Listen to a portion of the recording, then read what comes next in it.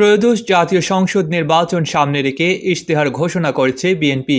ইশতেহারে ৯টি প্রধান প্রতিশ্রুতির কথা উল্লেখ করেছে দলটি। শুক্রবার ৬ ফেব্রুয়ারি বিকেলে রাজধানীর সোনারগাঁও হোটেলে এই ইশতেহার ঘোষণা করেন বিএনপির চেয়ারম্যান তারেক রহমান।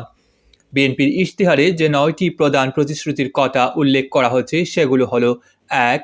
প্রান্তিক ও নিম্ন আয়ের পরিবারকে সুরক্ষা দিতে ফ্যামিলি কার্ড চালু করে প্রতি মাসে ২,৫০০ টাকা অথবা সমমূল্যের নিত্য প্রয়োজনীয় পণ্য সরবরাহ নিশ্চিত করা হবে। অর্থসেবার এই পরিমাণ পর্যায়ক্রমে বাড়ানো হবে। ২. কৃষকের উৎপাদিত ফসলের ন্যায্য মূল্য নিশ্চিত করতে কৃষক কার্ড এর মাধ্যমে ভর্তুকি, সহজ ঋণ, কৃষি বীমা ও রাষ্ট্রীয় ব্যবস্থাপনায় বাজারজাতকরণ জোরদার করা হবে। মৎস্য চাষী, পশুপালনকারী, খামারি ও কৃষি খাতের ক্ষুদ্র ব্যবসায়ীরাও এই সুবিধা পাবেন। ৩. দুর্নীতিমুক্ত ও মানবিক স্বাস্থ্য ব্যবস্থা গড়ে তুলতে দেশব্যাপী ১,০০,০০০ স্বাস্থ্যকর্মী নিয়োগ করা হবে। জেলা ও মহানগর পর্যায়ে মানসম্মত চিকিৎসা, মা ও শিশুর পূর্ণাঙ্গ স্বাস্থ্য সেবাসহ রোগ প্রতিরোধমূলক কার্যক্রম সম্প্রসারণ করা হবে। ৪. আনন্দময় ও কর্মমুখী শিক্ষা ব্যবস্থা প্রতিষ্ঠার লক্ষ্যে বাস্তব দক্ষতা ও মূল্যবোধ ভিত্তিক শিক্ষানীতি প্রণয়ন করা হবে। প্রাথমিক শিক্ষায় সর্বাধিক গুরুত্ব, শিক্ষক শিক্ষার্থীদের প্রযুক্তি সহায়তা ও মিড ডে মিল চালু করা হবে। ৫.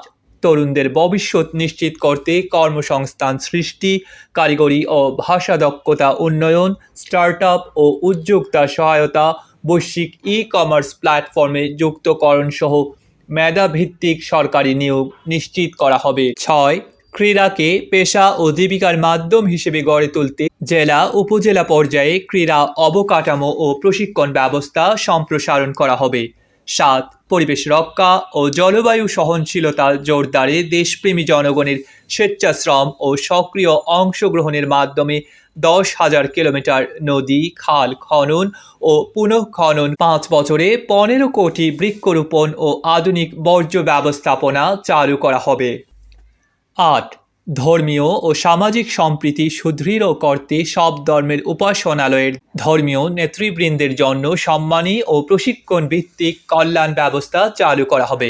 ৯. ডিজিটাল অর্থনীতি ও বৈশ্বিক সংযোগ বাড়াতে আন্তর্জাতিক পেমেন্ট সিস্টেম পেপ্যাল চালু, ই-কমার্সের আঞ্চলিক হাব স্থাপন ও মেড ইন বাংলাদেশ পণ্যের রপ্তানি সম্প্রসারণ করা হবে।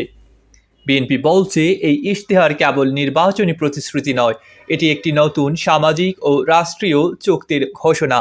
বিএনপি প্রতিশোধ নয়, ন্যায় ও মানবিকতার রাজনীতিতে বিশ্বাস করে।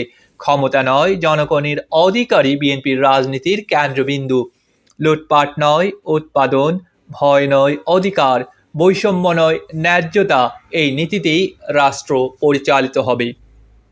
বিএনপি বলছে, জনগণের রায়ে দায়িত্ব পেলে তারা এমন একটি বাংলাদেশ গড়ে তুলবে যেখানে ভোটের মর্যাদা থাকবে, সন্ত্রাস, দুর্নীতি ও বৈষম্যের অবসান হবে, আইনের ঊর্ধ্বে কেউ থাকবে না, প্রতিটি নাগরিক গর্ব করে বলতে পারবে সবার আগে বাংলাদেশ। ডেস্ক রিপোর্ট, আধুনিক কাগজ।